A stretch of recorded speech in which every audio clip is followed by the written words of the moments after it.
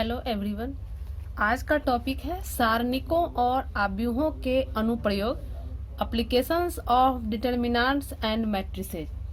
तो इसमें हम लोग पढ़ेंगे आव्यूह के व्युत्क्रम द्वारा। इसमें हम लोग पढ़ेंगे आव्यूह के व्युत्क्रम द्वारा रैखिक समीकरणों के निकाय के हल। रैखिक समीकरणों के निकाय का हल। तो हम लोग तीन रैखिक समीकरण लेते हैं। तीन रैखिक समीकरण a1x plus b1y plus c1z is equal to d1 ले लेते हैं। फिर a2x plus b2y plus c2z ये ले लिए d2, और a3x plus b3y plus c3z ये d3 ले लिए। अब हम इसे x y z के कोफिशिएंट को एक आव्यूह में लिखते हैं, यानी इसको मान लेते हैं कैपिटल A और यहाँ पर कोफिशिएंट को लिखेंगे a1 b1 c1 a2 b2 c2 a3 b3 c3। x में हम वेरिएबल, तीन वेरिएबल यहाँ है, तो इसको हम x बराबर मान लेते हैं। इसे आव्यूह में ऐसे लिखते हैं x y z, और ये b बराबर हम मान लेते हैं इधर कांस्टेंट को। ये हमारा हो गया d1 d2 d3।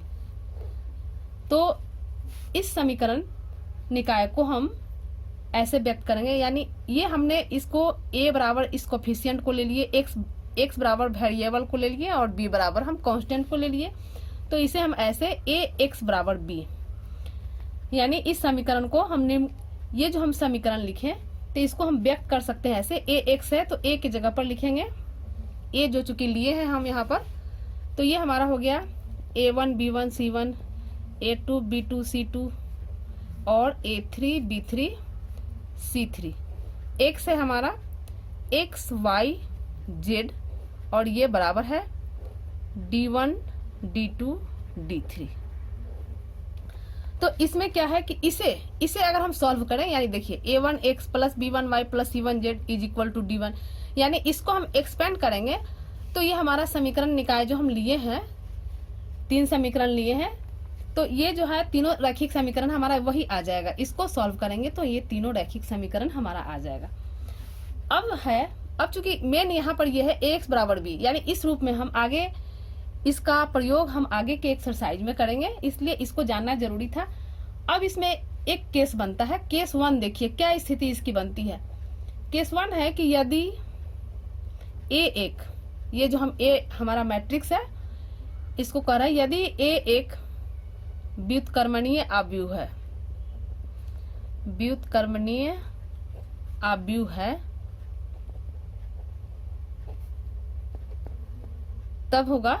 तब क्या होगा कि इसके व्युत्क्रम का अस्तित्व होगा। इसके, जो कि पीछे हम लोग पढ़ चुके हैं, व्युत्क्रम का अस्तित्व है, ये हम लोग पीछे पढ़ चुके हैं। तो ये हमारा ax बराबर b से हम क्या प्राप्त करते हैं, इसमें दोनों तरफ हम a इनवर्स से गुना कर देते हैं, a इनवर्स ax। तो इधर भी हम a इनवर्स से गुना कर दिया, यहाँ पर लिखते हैं दोनों तरफ a इनवर्स से गुना करने पर, a इनवर्स से गुना करने पर ये हमारा I बन गया। ये इंप्लाइज कर गया I, आइडेंटिटी मैट्रिक्स। x ये a इनवर्स b, ये चूंकि आइडेंटिटी मैट्रिक्स को किसी मैट्रिक्स में गुना करते हैं तो वह मैट्रिक्स स्वयं हो जाता है, यानी यह इंप्लाइज करेगा x बराबर a इनवर्स b।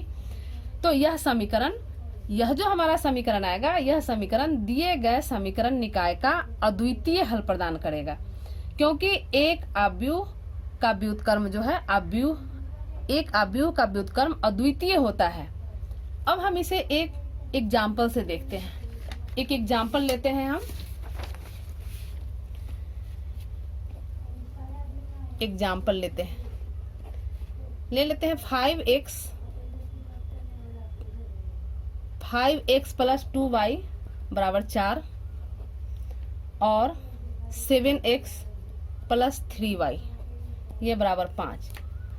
तो हम एक ले लिए, इसमें a बराबर b बराबर लिख लेते हैं। a बराबर हमारा कोफिशिएंट हो जाएगा 5, 2, 7, 3 और x हमारा चूंकि यह दो चर का है तो एक्स वाई और b बराबर हो जाएगा कांस्टेंट 4, 5। तो ये हमारा, इसको हम ए एक्स प्लस बी के रूप में, ये हमारा पीछे पढ़ चुके हैं, ए एक्स बराबर बी के रूप में लिखेंगे इसको। ए एक्स बराबर बी के रूप में ये हमारा होता है, इसको लिखते हैं, इसका वैल्यू रखते हैं तो इसको एक्सपेंड करते हैं तो ये हमारा इक्वेशन आ जाता है। अब पहले हम जांच करेंगे कि यह व्युत्क्रमणीय अवयव है या नहीं। तो इसके लिए हम डिटर्मिनेंट ए निकालते हैं। तो डिटर्मिनेंट ए हमारा हो जाएगा 5, यहीं पर 5, 2, 7, 3। तो ये हमारा हो जाएगा 5 तिया 15 और 7 दूनी 14 यानी 1, यानी यह 0 के बराबर नहीं है, यानी ए जो है हमारा व्युत्क्रमणीय अवयव है। लिखेंगे व्युत, इस समझने के लिए लिख रहे हैं, ए व्युत्क्रमणीय अवयव है। तो जब व्युत्क्रमणीय अवयव होगा तो इन्वर्स निकालने के लिए पहले हम एडज्वाइंट ए निकालेंगे। एडज्वाइंट ए, तो एडज्वाइंट ए के लिए हम पढ़ चुके हैं, 2 कोटि का अगर डिटर्मिनेंट हो तो इसका हम जो है 2 कोटि का अगर मैट्रिक्स हो तो इसका एडज्वाइंट निकालेंगे। ये दोनों को परस्पर चेंज कर देंगे, यानी ये हमारा हो जाएगा 3, यहाँ 3 और यहाँ 5 आ जाएगा, 3, 5 और बाकी 2 मैट्रिक्स है इसमें चिन्ह बदल देंगे तो यहाँ पर -7 हो जाएगा और यहाँ -2। एडज्वाइंट निकल गया। ये पिछले चैप्टर में हम पिछले एक्सरसाइज में कर चुके हैं। यहाँ से ए इनवर्स निकालते हैं तो हम जानते हैं कि ये होता है 1 by determinant A into adjoint A. तो ये बराबर हो जाएगा एडज्वाइंट 1 बाई ए, यहाँ पर ए डिटर्मिनेंट निकाल चुके हैं 1 है तो ये हमारा 1 रह जाएगा और एडज्वाइंट ए यहाँ पर हमारा है 3 - 2 -7 5। तो ए इनवर्स निकल गया। अब यहाँ से चूंकि ए एक्स बराबर है बी तो यहाँ से हम एक्स निकालते हैं तो ये हमारा हो जाता है ए इनवर्स बी। यहाँ पर एक्स निकालेंगे, नाउ एक्स बराबर ये A inverse B, A inverse A, यहाँ पर ए इनवर्स निकाल चुके हैं, ये है हमारा, ये है 3 - 2 -7 5 और बी यहाँ पर है 4, ये 4 5 तो यहाँ पर लिखेंगे 4 5। अब इसे सॉल्व कर लेंगे तो ये हमारा हो जाएगा 3 चौका 12 और -10, ये 7 चौक 28 यानी -28 और 50 25 प्लस 25। इसे सॉल्व कर लेंगे तो ये हमारा हो जाएगा, ये है 2 और -3। ये x जो है, यहाँ x जो है हमारा ये है xy, यह जो है xy अवयव के रूप में है तो यहाँ पर लिखेंगे, यह इम्प्लाइज करेगा xy ये बराबर हो जाएगा 2 और -3। तो हम लोग संगत समीकरण को बराबर करते हैं, इसके संगत ये और इसके संगत ये, संगत अवयव को बराबर करते हैं तो यहाँ पर हो जाएगा देयरफॉर x बराबर है 2 और y बराबर है -3। तो यही था हमारा। इसी तरह हम 3 समीकरण, ये तो 2 समीकरण हमने लिया, 3 समीकरण भी लेंगे तो हम इसी तरह निकालेंगे, एडज्वाइंट निकालकर उसका इन्वर्स निकालेंगे और x बराबर ए इन्वर्स बी लेंगे और यहाँ से जो है x का मान xyz यहाँ आ जाएगा, xyz का मान हम लोग निकाल लेंगे। अब ये तो केस 1 था। केस 2 हमारा है, केस 2 कहता है कि यदि, ये केस 2 है कि यदि a एक अव्युत्क्रमणीय अवयव है। अभी केस 1 में हमने पढ़ा कि a एक व्युत्क्रमणीय अवयव है तो हम क्या करेंगे। अब है कि यदि a एक अव्युत्क्रमणीय अवयव है तब डिटर्मिनेंट a बराबर 0 होता है, ये पीछे पढ़ चुके हैं। तो इस स्थिति में हम क्या करेंगे कि हम एडज्वाइंट a इंटू बी ज्ञात करेंगे। अब एडज्वाइंट a इंटू बी के लिए 2 कंडीशन आ जाता है कि यदि adjoint a into B is not equal to 0, यानी इसका मान अगर 0 के बराबर नहीं होता है तब कोई हल नहीं होता है और समीकरण निकाय असंगत कहलाती है। एक्सरसाइज में आगे पूछेगा कौन सा समीकरण हमारा संगत है, कौन असंगत है, तो हम इसी तरह टेस्ट करेंगे कि अगर 0 के बराबर आ जाता है तो हम एडज्वाइंट a निकाल लेंगे और adjoint a into B is not equal to 0 तो हमारा समीकरण निकाय जो है असंगत हो जाएगा। और दूसरा, यदि एडज्वाइंट a इंटू बी बराबर 0 तब निकाय संगत या असंगत होगी, यानी संगत भी हो सकता है असंगत भी हो सकता है, क्योंकि निकाय के अनंत हल होंगे या कोई हल नहीं होगा। इसे हम एक उदाहरण से देखते हैं। जैसे एक उदाहरण ले लेते हैं, x प्लस 3y ये बराबर है 5, 2x प्लस 6y ये बराबर है 8। तो यहाँ a बराबर हम ले लेंगे कोफिशिएंट, x और y का कोफिशिएंट। तो ये हमारा हो गया 1, 3, 2, 6। x हमारा हो जाएगा x, y और b हो जाएगा कांस्टेंट 5, 8। ये 5, 8 हो गया। तो अब इससे पहले हम चेक करते हैं कि यह व्युत्क्रमणीय है या अव्युत्क्रमणीय। तो इसके लिए हम डिटर्मिनेंट a निकालते हैं। तो ये हमारा हो जाएगा 1, 3, 2, 6। ये सॉल्व करेंगे, ये 6 और 3 दूना 6, 6 माइनस 6 0, यानी determinant a is equal to 0।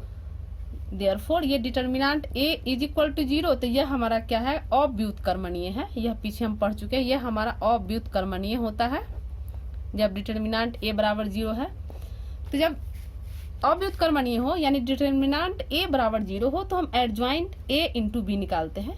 तो adjoint a into B, adjoint a, तो एडज्वाइंट a के लिए हम लोग जानते हैं कि इन दोनों को परस्पर बदल देंगे, यानी यहाँ 1 है तो 6 हो जाएगा और यहाँ 6 है तो 1 हो जाएगा, यानी 6 1 हो गया।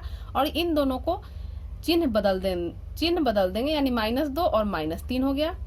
b है हमारा 5, 8। सॉल्व करेंगे इसे सॉल्व करेंगे तो ये हो जाएगा 6 5 30 और -8 3 24 और ये -2 5 यानी -10 और प्लस 8, ये बराबर हो जाएगा 6 और ये -2।